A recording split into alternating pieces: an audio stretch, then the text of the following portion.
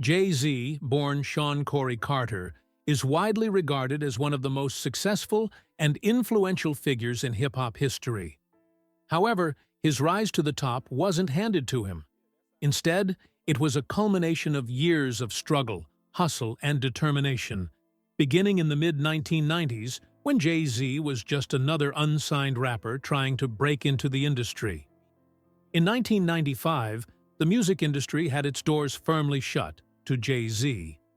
Despite his talent and relentless drive, record labels refused to take a chance on him.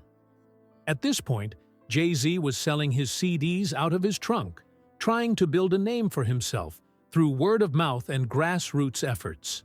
But Jay was tired of waiting for the industry's validation. Instead of following the traditional route, he decided to bet on himself, founding his own label, Rockefeller Records, in partnership with his two close friends, Damon and Kareem Burke. This move was an unprecedented one in the hip-hop world at the time and would soon redefine the industry. Rockefeller Records became a symbol of independence, with Jay, Dame, and Biggs at the helm, crafting an empire outside the confines of major label control. Their hustle paid off when they signed a distribution deal with Priority Records, and in 1996, Jay-Z released his debut album, Reasonable Doubt, which would later be regarded as a classic. The album was a critical and commercial success, putting Jay on the map and setting the stage for the label's growth. As the years went on, Rockefeller Records became a powerhouse in hip-hop, attracting some of the best talent and producers in the industry. Swizz Beatz, Timbaland, Jermaine Dupri, and the Neptunes became part of the production team, and artists like Cam'ron, Freeway, and Beanie Sigel were brought into the fold. The label seemed untouchable, and for a while, it appeared that Jay, Dame, and Biggs had successfully carved out a space for themselves in the music world. The beginning of tension, the power struggle within Rockefeller. However, even as Rockefeller Records grew in stature, behind the scenes, tension was brewing between the three co-founders. Despite their public success, Jay-Z's relationship with Dame Dash began to sour in the early 2000s.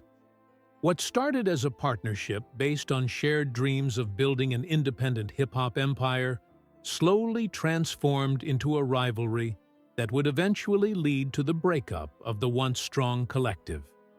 One of the main flashpoints occurred in 2002 when rumors began to circulate that Jay-Z and Dame were no longer on the same page. The cracks in their relationship became visible when Dame Dash allegedly tried to make Cam'ron the vice president of Rockefeller while Jay-Z was on vacation. Jay-Z, who had become the dominant figure at the label, felt that Dame's move was a power grab, undermining his leadership. Tensions between the two escalated, and at this point, some insiders began to suggest that Jay-Z was ready to move on from the partnership that had helped him rise to prominence. Despite the growing tension, Jay-Z and Dame both denied any major conflict. However, the underlying issues were undeniable. Jay-Z was increasingly distancing himself from Dame's larger-than-life personality, while Dame felt that Jay was aligning himself with people who didn't understand or respect the culture of hip-hop. By 2004, Jay-Z made his intentions clear. He was ready to take his career to the next level, even if it meant leaving his former partners behind. The role of Lyor Cohen, the culture vulture who divided Rockefeller. At the center of the conflict between Jay-Z and Dame Dash was the figure of Lyor Cohen, a powerful industry executive with a controversial reputation. Lyor Cohen, who had long been associated with exploiting black artists for profit, played a pivotal role in the breakup of Rockefeller Records. Dame Dash, in particular, has been vocal about his distrust of Cohen, accusing him of being a culture vulture, an individual who profits from black culture while showing little respect for the artists who create it. According to Dame, Cohen manipulated Jay-Z, convincing him to turn his back on his day-one partners in exchange for bigger deals and more power within the industry. Cohen, who had been a key figure at Def Jam and later at Warner Music, has been criticized for his role in pushing narratives that profit off the exploitation of black artists. He has been accused of promoting harmful stereotypes and contributing to the degradation of hip-hop culture by encouraging substance abuse, violence, and materialism in the music. This led many to question whether Jay-Z, who was once seen as an advocate for black empowerment in hip-hop, had sold out his principles for personal gain. In various interviews, Dame Dash has suggested that Cohen's presence within Rockefeller was one of the primary reasons for the downfall of the label. He believes Cohen's manipulation tactics led Jay to prioritize industry connections over loyalty to his original partners. Dame has even accused Cohen of playing a divide-and-conquer game, intentionally sowing discord between Jay-Z, Dame, and Biggs in order to weaken their collective power and make them easier to control. Jay-Z's move to Def Jam, the final breakup of Rockefeller. By 2004, the tensions within Rockefeller reached their boiling point. Jay-Z, who had always been the face of the label, took steps to solidify his position in the industry by accepting the role of president of Def Jam. This move was a game-changer, but it also signaled the beginning of the end for Rockefeller as a functioning entity. While Jay was making power moves at Def Jam, Dame and Biggs found themselves increasingly sidelined in the business dealings that were unfolding. In a dramatic twist, Def Jam not only appointed Jay-Z as president, but also bought out the remaining shares of Rockefeller, which had been partially sold to the label years earlier. This meant that Jay-Z would now control the entire Rockefeller brand, leaving Dame and Biggs with little influence or ownership in the company they had built together. Dame has claimed that Jay-Z tried to negotiate a deal with him and Biggs, but when it fell through, Jay made his move and took full control of Rockefeller's assets, including the coveted masters to Reasonable Doubt, Jay's debut album. The acquisition of the Rockefeller brand by Def Jam was a bitter pill for Dame and Biggs to swallow.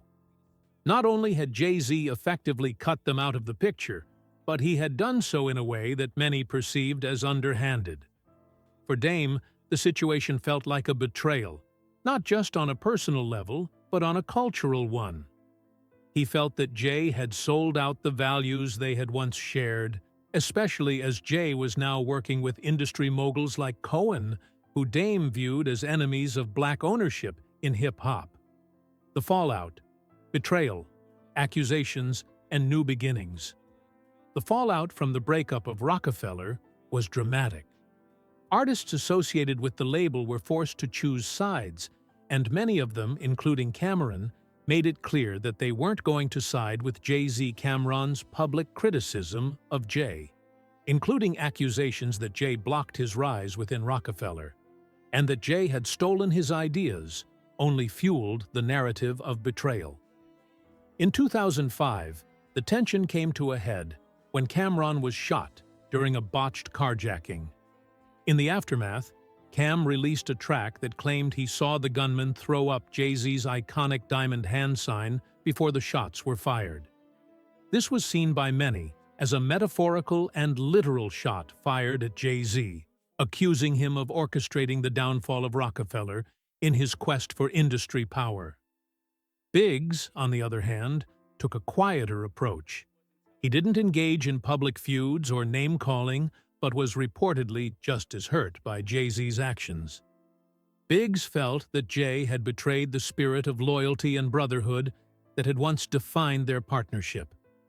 However, Biggs kept his thoughts to himself for the most part, leading some to believe that his resentment ran even deeper than Dame's, though Biggs never publicly aired his grievances. Dame Dash's accusations: betrayal of the culture. For Dame Dash, the betrayal went beyond business. It was a betrayal of the culture. In interviews, Dame has been adamant that Jay's relationship with Leor Cohen symbolized Jay's abandonment of the very culture that helped him rise to fame. According to Dame, Jay had sold out his principles and aligned himself with individuals who had little regard for the well-being of black artists. Dame's most vocal criticism of Cohen centers on his alleged role in dividing and conquering hip-hop's biggest moguls, preventing black ownership in the industry. Dame's accusations are not without merit, as Cohen has long been associated with exploiting black artists for profit, while pushing harmful narratives about drugs, violence, and materialism in hip-hop. Dame believes that Cohen's influence led Jay to abandon the ideals they had once shared, and that Jay's success in the industry came at the expense of his own people. In Dame's eyes, Jay's rise to power was not just a personal victory, but a betrayal of everything Rockefeller once stood for. The enduring legacy of Rockefeller: loyalty, business, and hip-hop culture.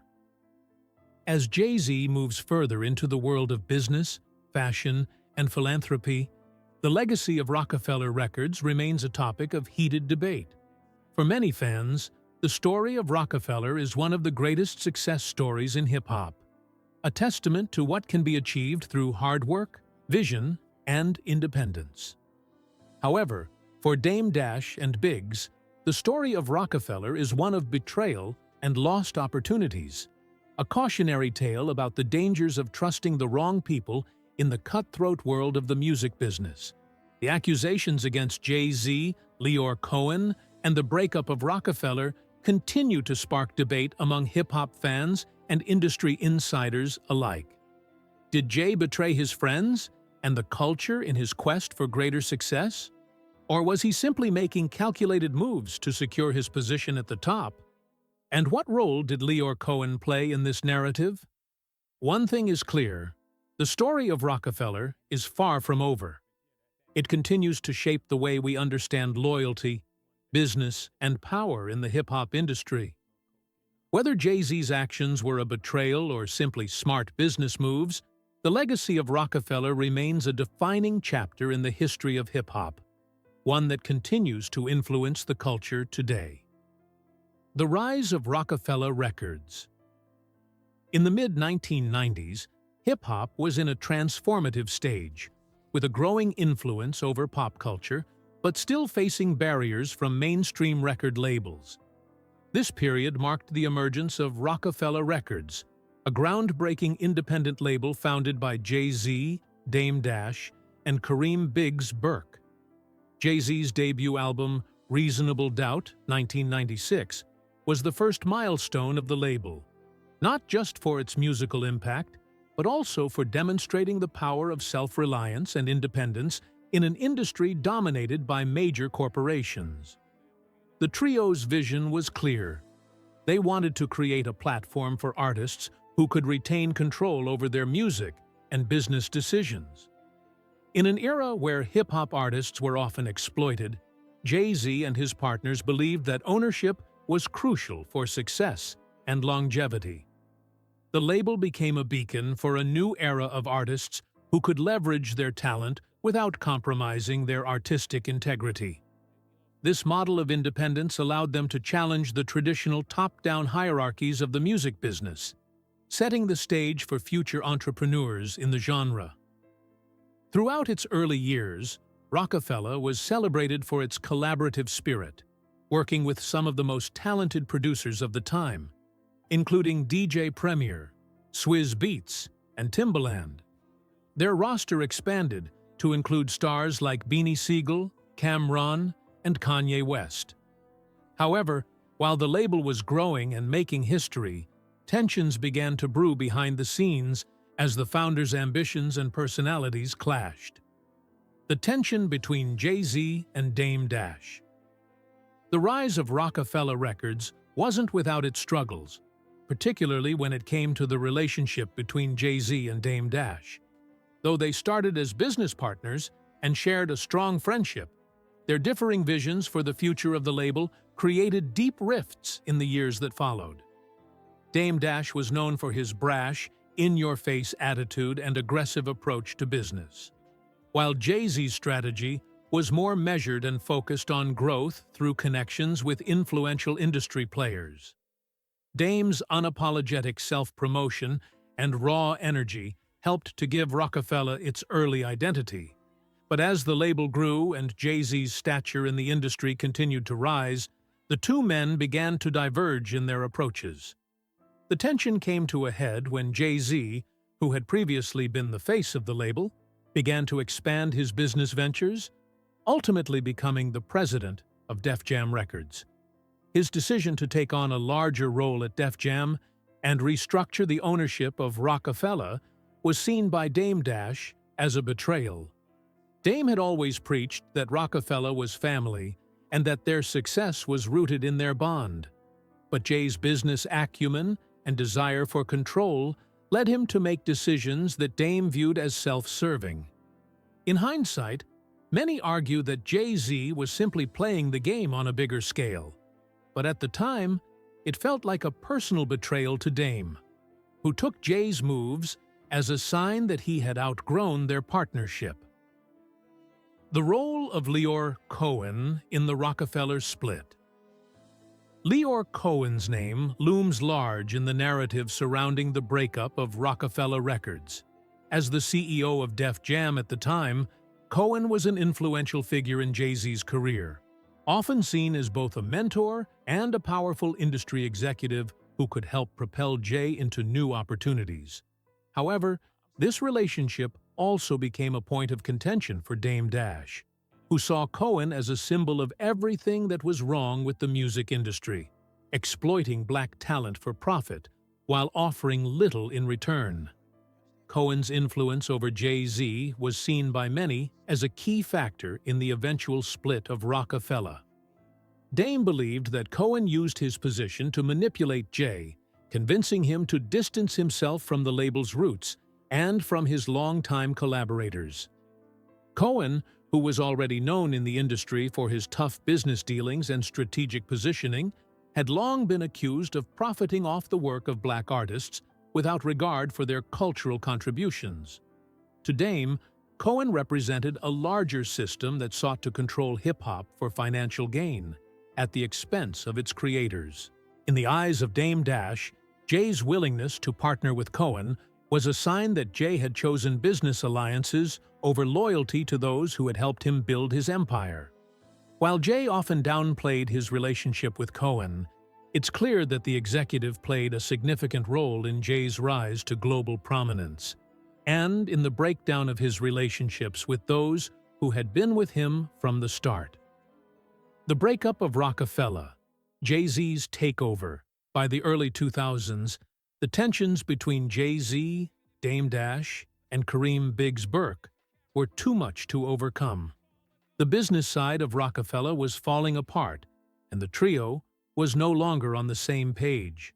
The final blow came when Jay-Z was offered the position of president at Def Jam, a move that would solidify his position in the industry. At the time, Jay claimed that he offered Dame and Biggs a chance to remain involved, but they turned it down. The fallout from the decision was immediate. With the purchase of Rockefeller's remaining stake by Def Jam, Jay took control of the label's operations, while Dame and Biggs were left behind. Jay's move to the top of Def Jam was a power play that many saw as a calculated business decision, but it was one that alienated the people who had helped him get there. The restructuring was framed by Jay as a necessary step for his career. But for Dame, it felt like a betrayal of their shared vision. Despite the fact that Jay eventually became one of the wealthiest and most influential figures in the music industry, the cost of his success was steep. The division between him and Dame Dash became a defining story in hip-hop, and it remains a topic of debate to this day. Some believe that Jay simply played the game better, using his talents and connections to secure his place at the top, while others feel that he sacrificed his original crew to gain power in the corporate world. The fallout. How the Rockefeller split affected hip-hop. The breakup of Rockefeller Records had far-reaching implications for hip-hop. The label had been one of the most important independent forces in the genre, and its downfall symbolized the increasing influence of corporate interests in the music business. For many fans and artists, Rockefeller was a beacon of black entrepreneurship, and its split represented the dangers of prioritizing individual success over collective unity. The fallout from the breakup was not just about business decisions, but also about loyalty, betrayal, and the complexities of friendship in a cutthroat industry. Jay-Z's move to Def Jam was seen by some as a sign of his business savvy and his ability to navigate the complexities of the music business. However, for Dame Dash and others who felt abandoned by Jay, it was a personal and emotional betrayal. Many artists who had been signed to Rockefeller, including Cam'ron, Beanie Sigel, and Freeway, found themselves caught in the middle of the conflict. Some sided with Dame, while others stayed loyal to Jay. The divide within the label was mirrored in the larger hip-hop community, where loyalty and family had always been key values. The Rockefeller split was a turning point for the industry, marking the end of an era for independent labels and the beginning of a new phase in hip-hop, one that was increasingly influenced by corporate executives and major record labels. The legacy of Rockefeller and its impact on hip-hop. The legacy of Rockefeller Records is one of both triumph and tragedy. On one hand, the label produced some of the most iconic music in hip-hop history, with Jay-Z's The Blueprint, Kanye West's The College Dropout, and Beanie Sigel's The Truth among its most celebrated works. The label's success showed that it was possible for black entrepreneurs to build their own empires in an industry that had historically been dominated by white executives. It also helped establish the model for future hip-hop moguls, with Jay-Z serving as a blueprint for how to transcend the music industry and build wealth through diverse ventures. On the other hand, the internal conflict and ultimate dissolution of Rockefeller left a bitter taste for many, particularly those who had been part of its foundation. The tensions between Jay, Dame, and Biggs were a reminder of the difficulties of maintaining loyalty and unity when fame and fortune are on the line. The story of Rockefeller's rise and fall serves as a cautionary tale about the complexities of power, loyalty, and business in the music industry. Though Rockefeller Records no longer exists in its original form, its impact on hip-hop remains undeniable. It helped to shape the sound and culture of the genre during the late 1990s and early 2000s and laid the foundation for the modern era of hip-hop entrepreneurship. The split, however, remains a poignant chapter in the history of the genre, one that continues to spark debate about the cost of success and the price of loyalty in the world of hip-hop.